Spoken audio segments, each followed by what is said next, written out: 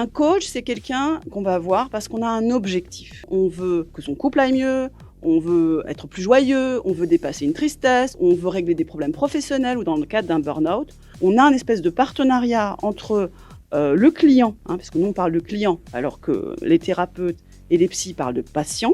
Nous on parle de client. Le client va venir avec son besoin et on va lui dire si on a les outils ou pas pour l'aider. En général, ce sont des démarches relativement courtes, c'est-à-dire ça va durer plusieurs mois, parfois quelques semaines, sur un sujet précis. Et donc, on va travailler là-dessus de manière active, c'est-à-dire on va donner des exercices à la personne, on va rester sur un sujet, sur un objectif, etc. Ce qu'il faut savoir aussi, c'est que la profession de coach est aujourd'hui un peu interrogée. On a toujours autour de nous des coachs qui ont fait une semaine de formation, donc les gens ont un peu peur. Un coach, vous avez des coachs certifiés, mais certifiés ou pas, comme je l'ai déjà dit, ce que moi je conseille, c'est d'avoir affaire à quelqu'un qui est expérimenté. Des gens qui ont l'habitude d'écouter les gens et de respecter l'individualité des personnes et ce qu'elles veulent elles, de façon à pas plaquer sur l'autre ce qu'on croit pour soi-même, et d'autre part de vérifier que la personne ait bien au moins 1000 à 1500 heures de coaching facturé. À partir de là, un coach, c'est vraiment quelqu'un de tout à fait respectable,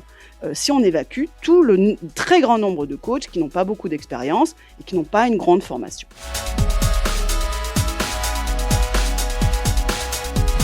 Retrouvez tout France Bleu sur francebleu.fr.